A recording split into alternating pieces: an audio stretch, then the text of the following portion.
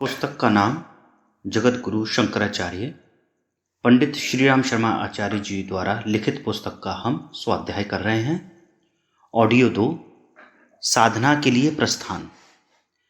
माँ से विदा होकर आगे बढ़े उन्होंने विचार किया कि सर्वप्रथम मुझे ज्ञान संचय और आत्मदर्शन की साधना द्वारा वह शक्ति अर्जित करनी चाहिए जो लोगों को प्रभावित कर सके और संघर्षों में सहिष्णु एवं धैर्य पूर्वक काम करने की शक्ति देती रहे।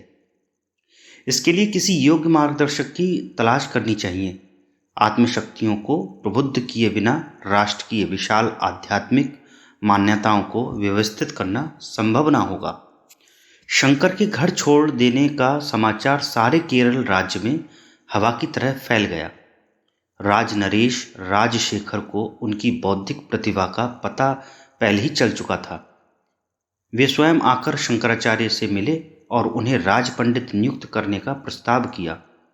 शंकराचार्य ने प्रलोभन ठुकराते हुए कहा, राजन, संसार में जो बुद्धिमान लोग हैं उन्हें अपनी आवश्यकताएं सीमित करके समाज सेवा के ब्राह्मण व्रत का भी पालन करना चाहिए।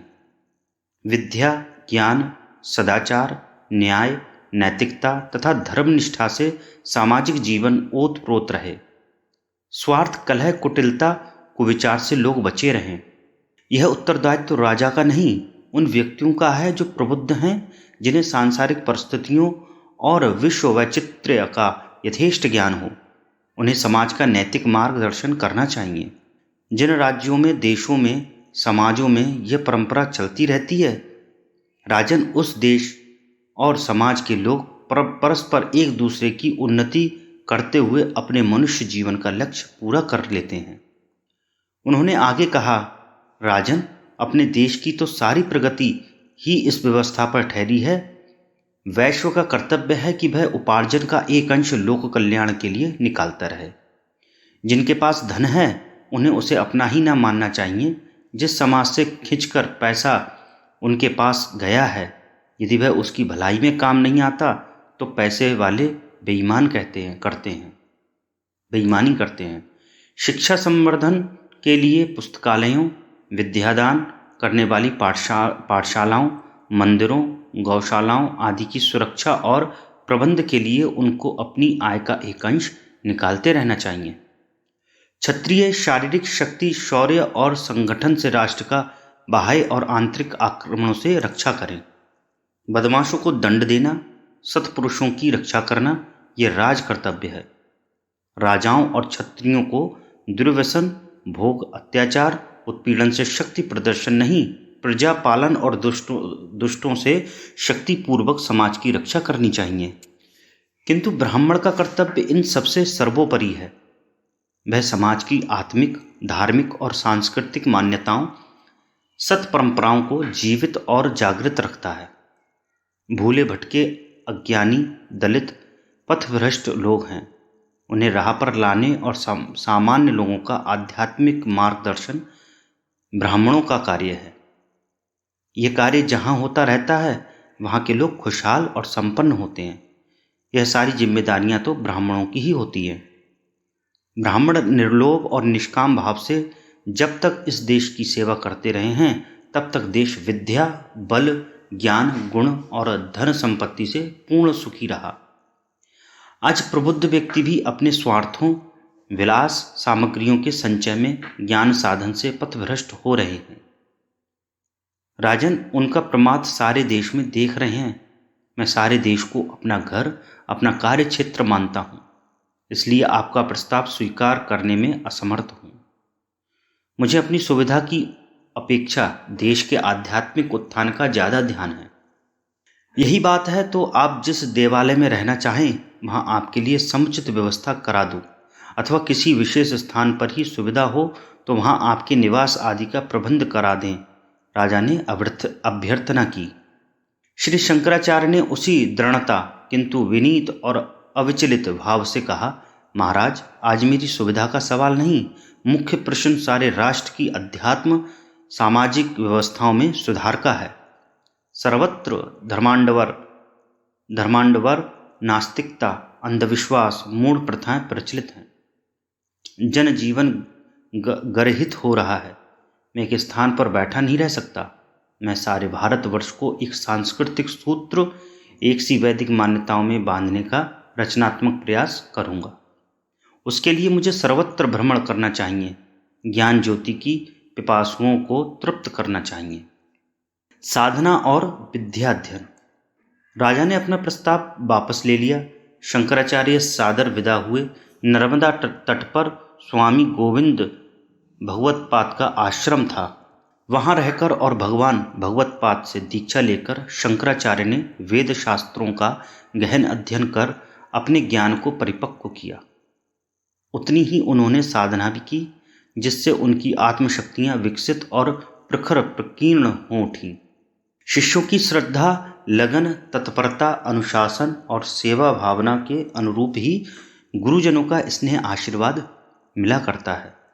शंकराचार्य ने शिष्य की आध्यात्मिक परंपरा को पूर्ण भावना के साथ निभाया। उसके फलस्वरूप ही गोविंद स्वामी ने भी अपने पास जो कुछ भी तप, ज्ञान और साधना की संचित पूंजी थी, उसे लोक कल्याणार्थ उन पर उड़ेल दिया। उन्होंने शंकराचार्य को अद्वैतवाद का गंभीर अध्ययन कराया। वेदांत के कुछ अंश बाद में उन्होंने गुरुदेव की आज्ञा से काशी में जाकर पढ़े। इस तरह उन्होंने सर्वप्रथम अपने आप को ज्ञान और तप की शक्ति से निष्णात बना लिया। इस साधना ने ही शंकराचार्य को सामान्य जन से जगत गुरु की गौरवशाली भूमिका में पहुंचा दिया। उनका प्रथम प्रवचन अद्वैत और वेदांत पर वाराणसी में हुआ। एक विशाल जन समुदाय को संबोधित करते हुए उन्होंने कहा, वेदांत विशुद्ध रूप से मनुष्य की आत्मा के आध्यात्मिक उत्थान की प्रशस्ति करता है। वह व्यक्तियों के बीच विलगाव की नहीं, प्रेम, दया, करुणा, उदारता, तप, त्याग, सेवा, संगठन, शक्ति संवर्धन और निष्काम भावना से धर्म कर्तव्यों के पालन की शिक्षा देता है। हम लोग क्रियापरक अध्यात्म को भूलकर कामना मूलक अध्यात्म की ओर खिंच गए हैं। धर्म के नाम पर वर्ग, संप्रदाय और विभिन्न मत खड़े किए गए हैं। हिंदू जाति के पतन का यही कारण है। आत्मकल्याण और विश्व के आध्यात्मिक पुनरुत्थान के लिए हमें उन मानवीय गुणों पर ही लौटना पड़ेगा जिसमें चींटी से लेकर हाथी तक को अपने अस्तित्व की सुरक्षा का अधिकार है। जगतगुरु शंकराचार्य के भाषण से जनता की श्रद्धा उन पर उमड़ पड़ी। गुरुदेव ने शिष्य को हृदय से लगा लिया और आशीर्वाद दिया, बस जाओ, अब तुम सारे देश में वेदांत का प्रचार करो। देश की वर्तमान दलित परिस्थितियों को विगलित कर नए अध्यात्म का पावन प्रकाश करो। आध्यात्मिक अनास्थाओं का उन्मूलन। उन दिनों यातायात के साधन नहीं थे, केवल बैलगाड़ियां ही उसके लिए प्रयुक्त होती थीं। घने जंगलों के बीच चलने वाले यात्रियों के सामने जंगली जानवरों द्वारा मारकर खा जाने का संकट हर घड़ी बना रहता था। कुएं, विश्रामालय, औषधालयों की भी इतनी सुविधाएं ना थीं। दस्युओं और तस्करों की कमी ना थी। दिन में भी चलते राहगीर लूट लिए जाते थे। इन सब कष्टों के होते हुए भी शंकराचार्य ने वही मार्ग अपनाया जो महापुरुष अपनाया करते हैं।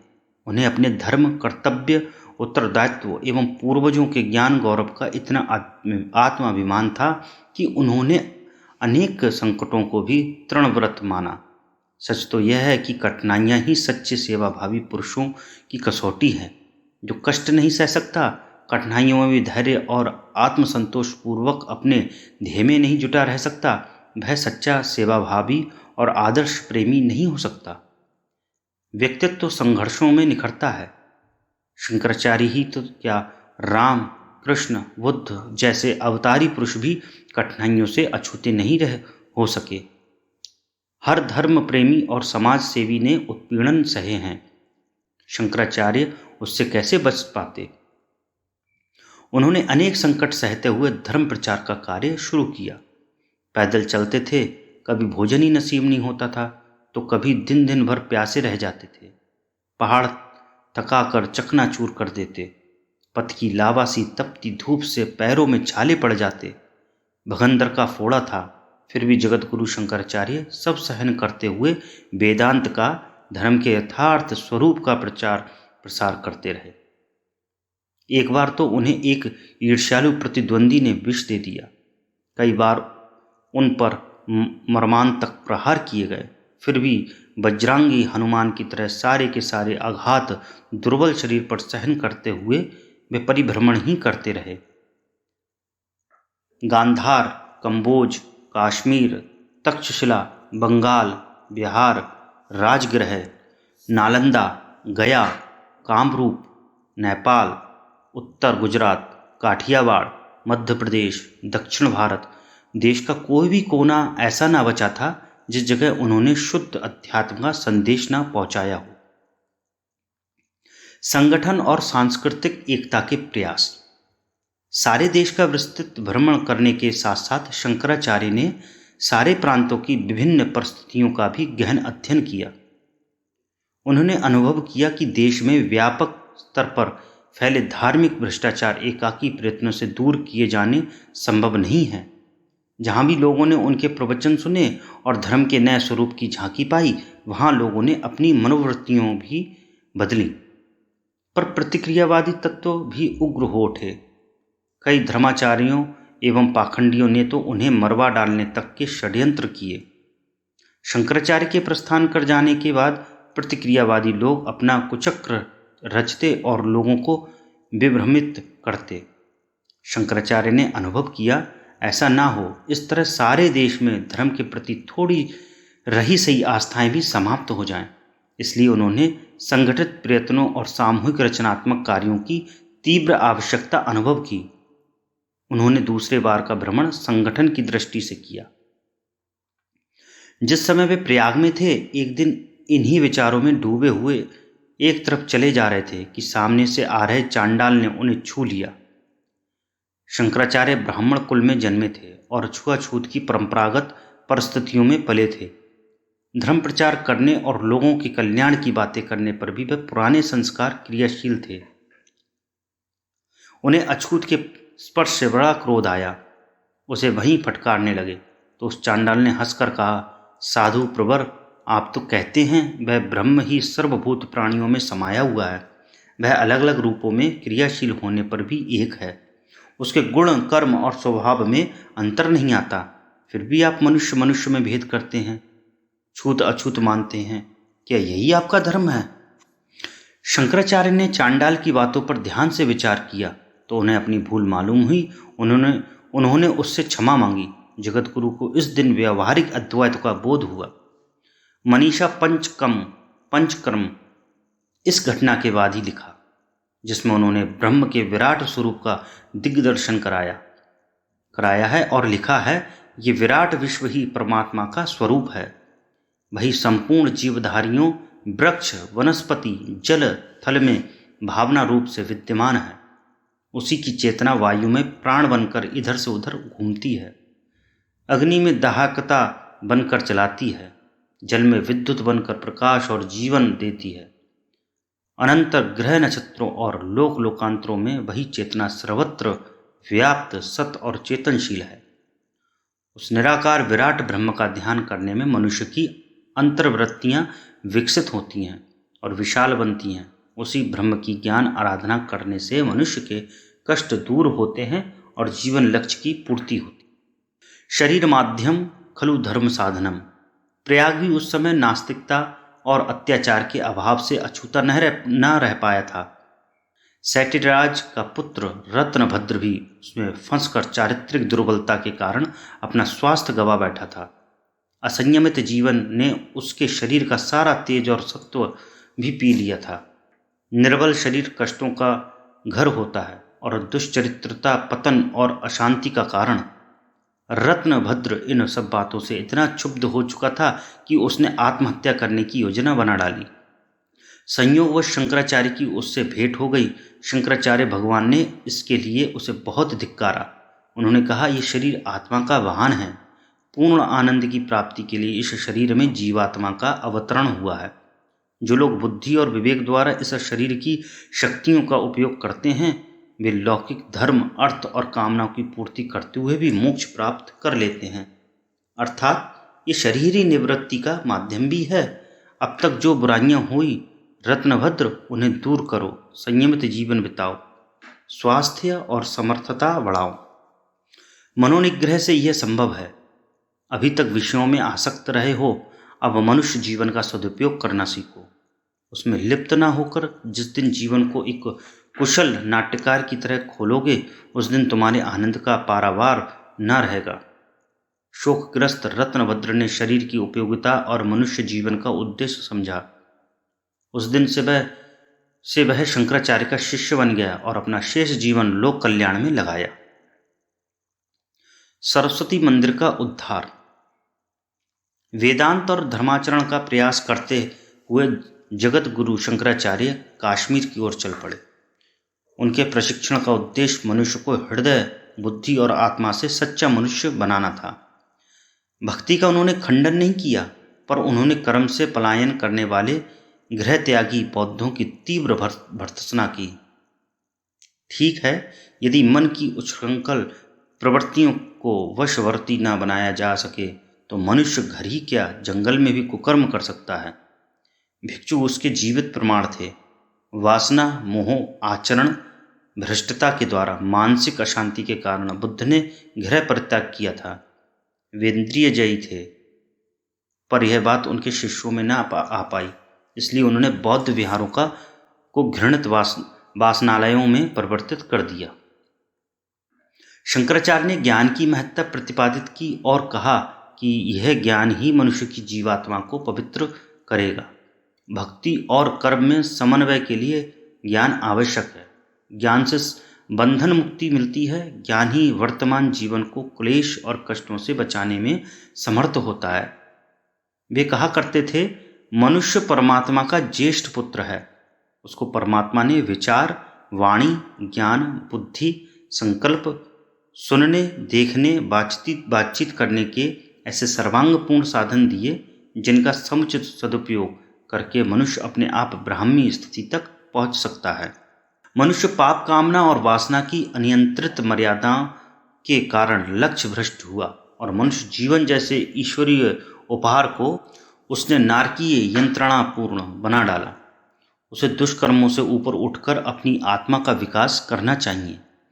अध्यात्म के नाम पर लोगों को परावलंबी नहीं होना चाहिए। अपनी आत्मा का उद्धार आप करना चाहिए। इस तरह अमृतोपम उपदेशों से जन जीवन को प्रकाश की नई दिशा देते हुए जगतगुरु काश्मीर पहुंचे। काश्मीर में भगवती सरस्वती का एक अद्वितीय हस्तकला का प्रतीक विशाल मंदिर था, जिसे प्रतिक्रियावादी तत्वों ने, अज्ञानी और प्रमादियों ने बंद करा दिया था। शंकराचार्य ने लोगों को एकत्रित किया और समझाया कि संसार में ज्ञान पवित्रतम विभूति है। सद्ज्ञान से बढ़कर आत्मकल्याण का और कोई मार्ग नहीं। सरस्वती के ये दिव्य मंदिर की भगवान के सर्वश्रेष्ठ निवास स्थान है, जिन्हें बंद करना धर्म की भारी कुसेवा है। श्रद्धालु जनता उमड़ पड़ी। चिरकाल से दबी पड़ी जन भावनाएं उमड़ पड़ी। पुजारी ने द्वार खोल दिए। मंदिर की साज सफाई और टूट फूट की मरम्मत कराने के बाद वहां एक विशाल आयोजन रखा गया। जगतगुरु के आह्वान पर सैकड़ों नर नारियों ने दान दिया, पुस्तकें दी, सामान जुटाए और सरस्वती मंदिर के रूप में एक विशाल पुस्तकालय की प्रतिष्ठा की गई। इस पुस्तकालय में प्राचीन ग्रंथों की दुर्लभ पांडुलिपियां भी संग्रहित थीं, जिनका अध्ययन करने के लिए अनेक देशों के विद्वान पंडित यहाँ आया करते थे। शंकराचार्य के प्रयत्नों से यह सरस्वती पुस्तकालय नालंदा और तक्षशिला के पुस्तकालयों से भी समुन्नत और विशाल बना। उसमें कई लाख पुस्तकें थीं और प्रतिदिन सैकड़ों लोग उसमें विद्या अध्ययन किया करते थे।